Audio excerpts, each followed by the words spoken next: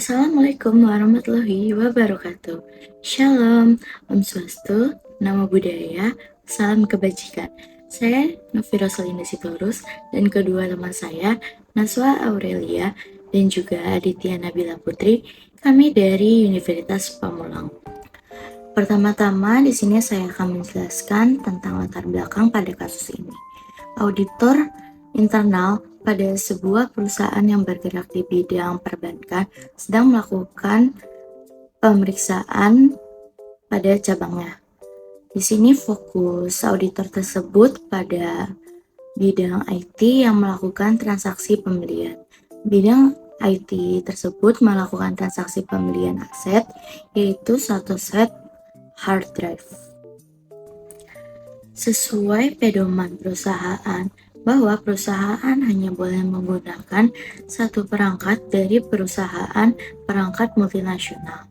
Lalu auditor melihat dalam voucher pembelian, alamat vendor tersebut berada di luar Jakarta.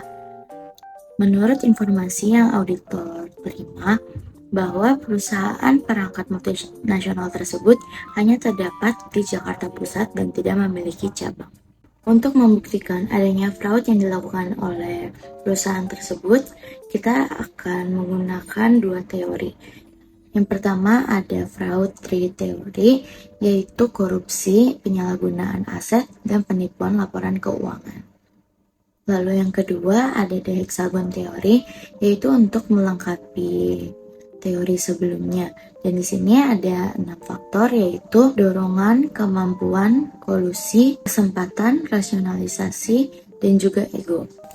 Lalu di sini ada langkah-langkah untuk membuktikan apakah terjadi fraud dalam perusahaan tersebut. Pertama adalah tahap pra-perencanaan, yaitu pengamatan pada informasi awal yang diterima oleh auditor. Di sini bisa melakukan 5W dan 2H. Lalu tahap kedua adalah tahap perencanaan. Di sini auditor internal melakukan penetapan sasaran dan ruang lingkup audit, pembentukan tim, pembuatan program kerja, dan jangka waktu serta anggaran yang diperlukan pada saat melaksanakan proses audit investigatif. Lalu ada yang ketiga, yaitu tahap pelaksanaan. Di sini melakukan pembahasan awal pada pimpinan audit, lalu melaksanakan program kerja audit yang sudah direncanakan. Lalu tahap terakhir adalah tahap pelaporan, yaitu menginformasikan hasil temuan saat proses audit investigatif dilakukan, lalu disajikan dalam bentuk laporan. Tahap pertama, yaitu tahap pra-perencanaan. Dalam hal ini, kami menggunakan pendekatan 5W plus 2H untuk dapat mengumpulkan informasi awal terkait dugaan fraud yang dilakukan oleh cabang perusahaan perbankan keuangan. Yang pertama yaitu what. Berdasarkan teori The Fraud Tree, kami menduga bahwa pada kasus ini terjadi dua tindakan fraud, yaitu berupa korupsi dan penyalahgunaan aset, di mana tindakan korupsi pada kasus ini terjadi karena adanya konflik kepentingan, sedangkan tindakan penyalahgunaan aset terjadi karena adanya billing scams atau skema tagihan berupa perusahaan fiktif. Hal ini dikarenakan terdapat pemalsuan bukti transaksi yang dilakukan oleh pihak bersangkutan, di mana alamat vendor yang tertera dalam voucher transaksi menunjukkan lokasi area residensial, sehingga dugaan awal kami terkait perusahaan vendor tersebut merupakan perusahaan fiktif yang telah direncanakan oleh pihak bersangkutan untuk melakukan tindakan korupsi. Yang kedua, when. Dugaan awal kami, tindakan fraud ini dimulai sejak terjadinya transaksi pembelian yang dilakukan oleh pihak divisi IT hingga proses jual beli tersebut berakhir, yaitu pada saat pembayaran dan penyerahan barang. Yang ketiga, where. Tempat terjadinya indikasi fraud ini yaitu pada perusahaan cabang perbankan keuangan, tepatnya pada divisi IT, serta perusahaan vendor yang berada di daerah luar Jakarta, tempat terjadinya jual beli berlangsung. Yang keempat, who. Pada kasus ini, kami menduga terdapat 6 pihak yang terlibat dalam indikasi fraud, yaitu pimpinan cabang, pihak manajemen, divisi IT, divisi keuangan, divisi pengadaan barang, dan pihak vendor luar. Yang kelima, why. Merujuk pada teori heksagon, terdapat 6 faktor pendukung yang menyebabkan para pihak melakukan tindakan fraud. Yang pertama, stimulus. Kami menduga bahwa tindakan fraud ini terjadi karena adanya tekanan dari pimpinan cabang dan pihak manajemen kepada divisi IT untuk melakukan tindakan fraud melalui pengadaan hard drive yang memang dibutuhkan untuk operasional perusahaan. Yang kedua, capability. Divisi IT mampu untuk melakukan pemalsuan serta menyembunyikan fakta karena adanya kerjasama dengan divisi lain, yaitu divisi keuangan dan divisi pengadaan barang. Yang ketiga, collusion. Kami menduga bahwa para pihak terkait melakukan kerjasama untuk memasukkan bukti transaksi atas pengadaan hard drive tersebut.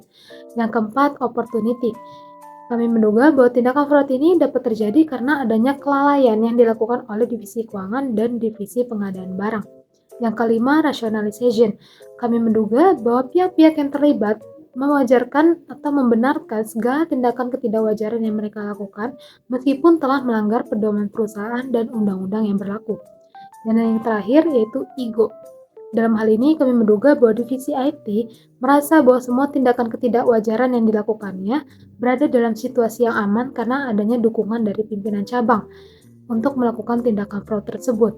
Kami juga menduga bahwa adanya keuntungan yang dibagi dari tindakan fraud ini, yang membuat para pihak bersangkutan memiliki keinginan untuk melakukan tindakan fraud tersebut. Yang keenam, how. Terdapat beberapa alasan yang menyebabkan terjadinya tindakan fraud, yaitu yang pertama, adanya tekanan dari pimpinan cabang dan pihak manajemen kepada divisi IT untuk melakukan tindakan fraud melalui pengadaan hard drive.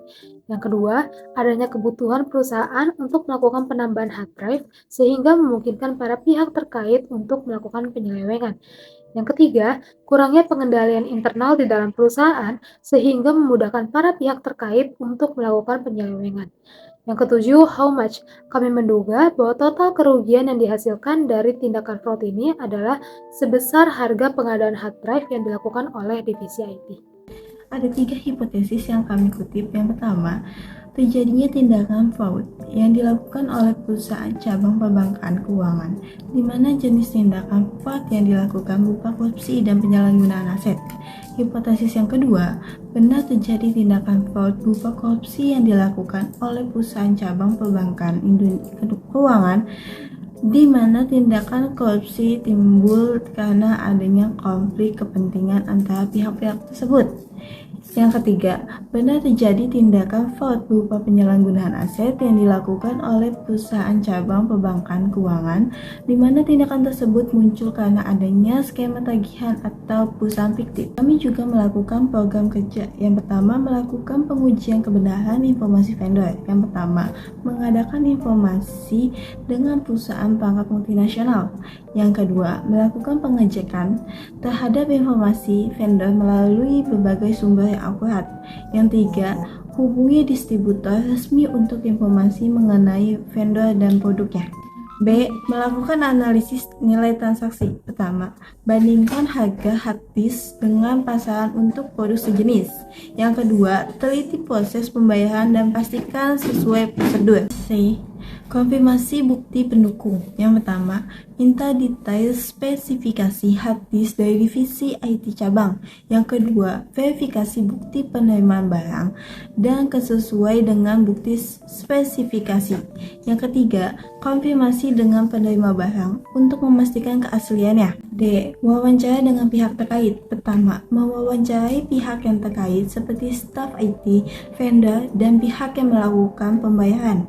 2. Dapatkan informasi detail mengenai proses pembelian, spesifikasi hard disk, dan bukti transaksi. Yang ketiga, klasifikasi atas ketidaksesuaian dan kejanggalan yang ditemukan. Dan yang terakhir, E. Mengumpulkan semua bukti-bukti dokumentasi berupa pelaporan maupun bukti-bukti transaksi. Kesimpulan yang dapat dikutip adalah berdasarkan analisis yang telah dilakukan, memang benar terjadi dua tindakan fraud dalam kasus ini, yaitu berupa korupsi dan penyalahgunaan aset, di mana korupsi terjadi karena adanya konflik kepentingan dan penyalahgunaan aset. Terjadi karena adanya billing scam atau skema tagihan dalam bentuk shell company atau perusahaan fiktif. Hal tersebut dibuktikan melalui rangkaian proses audit yang kami lakukan, yaitu menelaah informasi awal.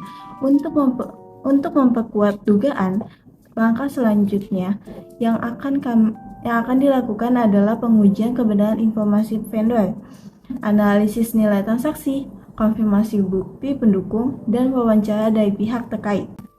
Saran yang bisa diambil adalah: pertama, perbaiki prosedur dokumentasi dan verifikasi untuk mengurangi kerentanan terhadap aktivitas penipuan. Yang kedua, tingkatkan komunikasi dan koordinasi antara departemen terkait untuk mengatasi inkonsistensi informasi. Yang ketiga, memperkuat pengawasan internal dan eksternal untuk mendeteksi dan mencegah penyimpangan transaksi.